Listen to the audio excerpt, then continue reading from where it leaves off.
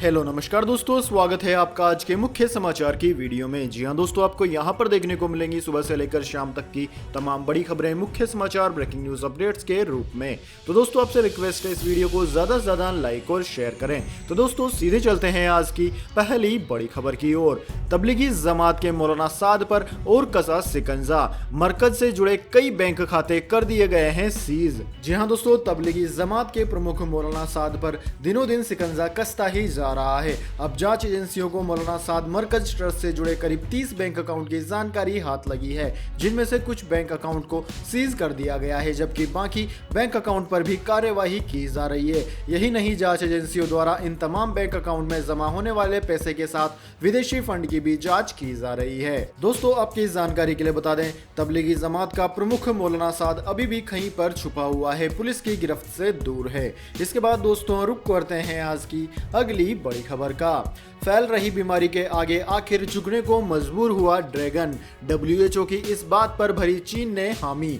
जी हां दोस्तों, अब तक इस बीमारी और महामारी को लेकर किसी भी तरह की जांच से साफ तौर पर इनकार करने वाला चीन आखिर झुक गया है। उसने शुक्रवार को कहा कि वह विश्व स्वास्थ्य संगठन के तहत बने पैनल से खुले, पारदर्शी और समावेशी जांच कराने के लिए तैयार है। इसमें इस महामारी की वैश्विक प्रतिक्रिया को लेकर समीक्षा की जाएगी। विदेश मंत्रालय की प्रवक्ता हुआ चुनिंग ने कहा कि महामारी के खत्म होने के बाद एक उचित समय पर पारदर्शी और समावेशी तरीके से समीक्षा की जानी चाहिए। दोस्तों आपकी जानकारी के लिए बता दें, अमेरिका के राष्ट्रपति डोनाल्ड ट्रंप ने बार बार इसे वुहान वायरस कहते हुए जांच की मांग की थी और आरोप लगाया था कि WHO चीन को लेकर पक्षपाती है। ट्रंप ने कहा था कि इस बीमारी का वायरस वुहान की एक प्रयोगशाला में पैदा हुआ है। इसे अमेरिकी विदेश मंत्री माइक पोम्पियो द्वारा भी दोहराया गया था। हालांकि चीन ने इस आरोप को सिरे से खारिज कर दिया। वहीं दोस्तों अब ऑस्ट्रेलिया, कनाडा, यूके और जर्मनी ने भी इस वायरस को लेकर स्वतंत्र जांच की मांग की थी। ऐसे में चीन को अब झुकना पड़ा।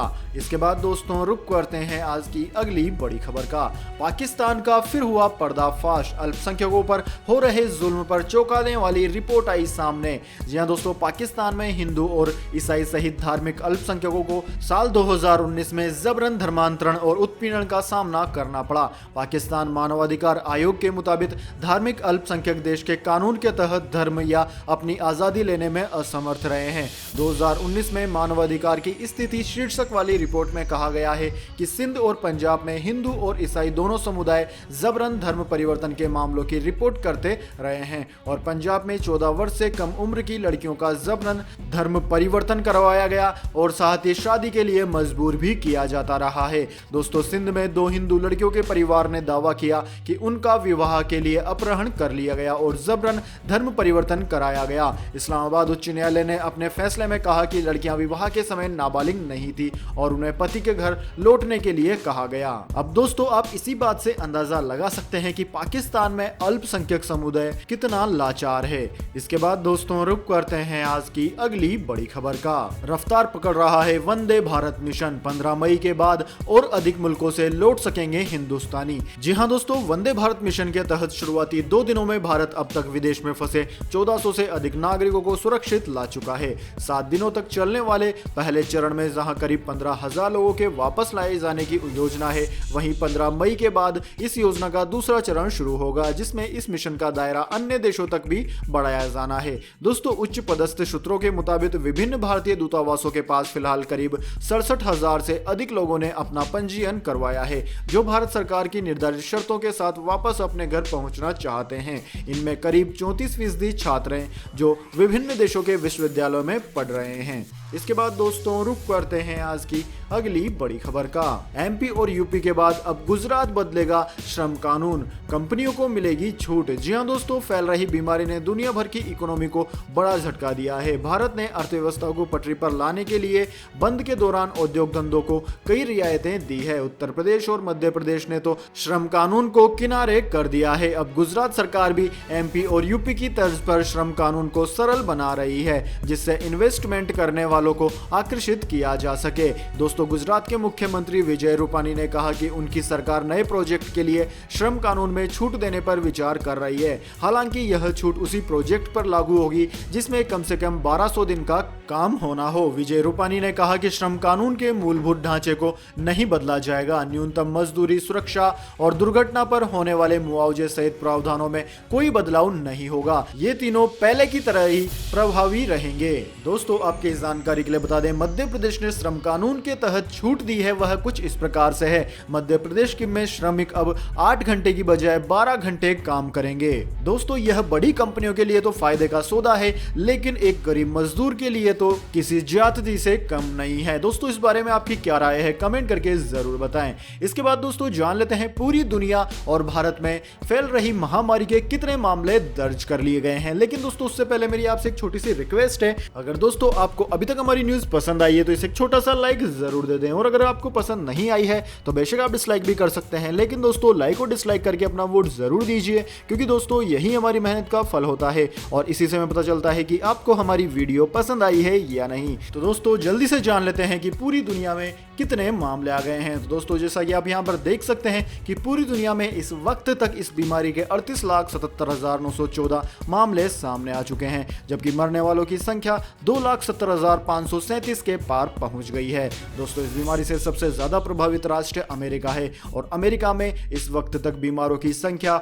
12,92,588 हो गई है, जबकि 76,000 लोगों ने दम तोड़ दिया है। इसके अलावा दोस्तों, Spain, Italy, United kingdom, Russia, Germany, France, Brazil, Turkey इस बीमारी से सर्वाधिक प्रभावित हैं। इसके बाद दोस्तों जान लेते हैं कि भारत में कितने मामले हैं। तो दोस्तों, आप यहां पर देख पा रहे होंगे कि पिछले 24 घंटे में भारत में 3321 नए मामले सामने आए हैं, जबकि 96 लोगों की मौत हो गई है। दोस्तों, कुल संख्या की बात की जाए तो भारत में कुल मरीजों की संख्या 60,000 के करीब पहुंच गई है, जबकि मरने वालों की संख्या लगभग 2000 हो गई है। दोस्तों, एक अच्छी खबर यह भी है कि पिछले 24 घंटे के दौरान 1108 लोग ठीक होकर अपने घर जा चुके हैं। कुल एक्टिव केसों की संख्या लगभग 40,000 है। दोस्तों, भारत में सबसे ज्यादा प्रभावित राज्य महाराष्ट्र है। महाराष्ट्र में 19,000 मरीज हैं, जबकि इसके बाद दोस्तों गुजरात, दिल्ली, तमिलनाडु, राजस्थान, मध्य प्रदेश, उत्तर प्रदेश, आंध्र प्रदेश, पंजाब, पश्चिम बंगाल और तेलंगाना का नंबर आता है। इन सभी राज्यों में 1000 से ज्यादा मरीज हैं। इसके बाद दोस्तों रुक करते हैं आज की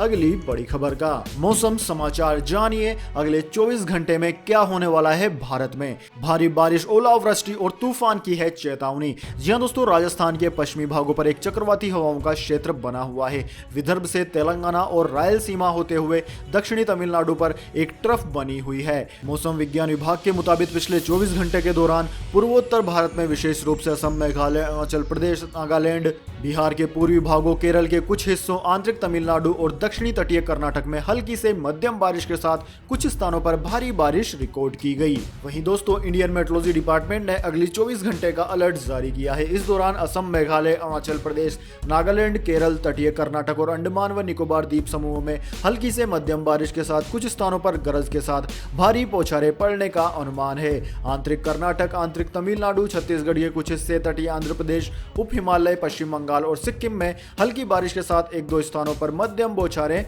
पड़ सकती है। दोस्तों, गुजरात और पश्चिमी राजस्थान के कुछ हिस्सों में तूफान का प्रकोप जारी रहने की संभावना है। इसके बाद दोस्तों रुक करते हैं आज की अगली बड़ी खबर का। सीबीएसई की 10वीं और 12वीं की बची हुई परीक्षाएं 1 से 15 जुलाई के बीच में होंगी। जी हां दोस्तों, मानव संसाधन मंत्रालय HRD मिनिस्ट्री ने आज सीबीएसई यानी कि केंद्रीय माध्यमिक शिक्षा बोर्ड की 10वीं और 12वीं की बची हुई परीक्षाओं के लिए तारीख की घोषणा कर दी है। दोस्तों, बंद के कारण स्थगित परीक्षाओं के लिए नई तिथियों की घोषणा कर दी गई है। अब ये परीक्षाएं 1 से 15 जुलाई के बीच में आयोजित की जाएंगी। दरअसल दोस्तों, फैल रही बीमारी के चलते शिक्षा व्यवस्था भी बंद की भेंट चढ़ चुकी है। ऐसे में अफवाहों का दौर भी शुरू हो गया था। माना जा रहा था कि यह परीक्षाएं कैंसिल कर दी जाएंगी, लेकिन HRD मिनिस्ट्री ने यह कंफर्म कर दिया है कि 1 से 15 जुलाई के बीच में इन परीक्षाओं को आयोजित किया जाएगा। इसके बाद दोस्तों रुक करते हैं अगली बड़ी खबर का। SBI बैंक ने दी एक और खुशखबरी। जल्द जानिए कैसे मिल रहा है आपको फायदा। जी हां दोस्तों, SBI बैंक ने आपको एक अच्छी खबर दी है अगर आपका SBI बैंक में खाता है तो। दोस्तों, स्टेट बैंक ऑफ इंडिया आपको बंद के बीच फिर राहत दे रहा है। बैंक ने अपने मौजूदा ब्याज दरों में फिर से कमी करने का फैसला ले लिया है। नई दरें 10 मई से लागू हो जाएंगी। दोस्तों, स्टेट बैंक ऑफ इंडिया ने ब्याज दरों में 0.15% की कटौती की है। इस कटौती के बाद ब्याज दरें 7.40% से घटकर 7.25% पर आ गई है। दोस्तों इससे जिन लोगों ने लोन ले रखा है या फिर जिनकी किस्तें जाती है उनको फायदा होगा और उनको अब ब्याज की राशि कम देनी पड़ेगी। इसके बाद दोस्तों रुक करते हैं आज की अगली बड़ी खबर का। रिलायंस जियो में फिर हुआ बड़ा निवेश, अब इस कंपनी ने भी लगाए करोड़ों रुपए। जी हां दोस्तों, रिलायंस इंडस्ट्रीज के चेयरमैन मुकेश अंबानी आज बहुत ज्यादा खुश हैं। आने वाले महीनों में आर्थिक मंदी भले ही किसी भी कंपनी पर आ जाए, लेकिन रिलायंस जियो पर आने की कोई संभावना नहीं है, क्योंकि दोस्तों महीने भर के भीतर जियो में तीसरे बड़े निवेशक ने करोड़ों रुपए लगा दिए हैं। विस्टा इक्विटी पार्टनर्स ने जियो में 11,367 करोड़ रुपए निवेश करने का ऐलान किया है। यह इन्वेस्टमेंट पिछले 3 हफ्तों के भीतर जियो प्लेटफॉर्म में तीसरा बड़ा इन्वेस्टमेंट है। इससे पहले दोस्तों फेसबुक भी रिलायंस जियो कंपनी में इन्वेस्ट कर चुकी है। तो दोस्तों यह थे आज के मुख्य समाचार। इसके बाद दोस्तों बारी आती है आज के माइंड क्यूज क्वेश्चन की। जी हाँ दोस्तों, एक आसान से सवाल का जवाब देकर आप जीत सकते हैं एक अमेजिंग सरप्राइज गिफ्ट हमारे यूट्यूब चैनल की ओर से। तो दोस्तों आज का सवाल आपकी स्क्रीन पर आ चुका है। भारत का संविधान किस तिथि को लागू हुआ था? जी हाँ दोस्तों, अगर आप जानते हैं कि भारत का संविधान किस तिथि और किस ईयर में लागू हुआ था तो जल्दी से अपना उत्तर कमेंट बॉक्स में लिख दीजिए। अगर दोस्तों आपका जवाब होता है एकदम सही और आप चुन लिए जाते हैं लक्की विजेता के रूप में, तो आपको मिलेगा एक अमेजिंग सरप्राइज गिफ्ट हमारे यूट्यूब चैनल की ओर से। तो दोस्तों जल्दी से अपना उत्तर कमेंट बॉक्स में लिख दीजिए, वीडियो को लाइक कर लीजिए और चैनल को सब्सक्राइब करके बेल आइकन जरूर से दबा लीजिए। धन्यवाद। वंदे मातरम। जय हिंद, जय भारत।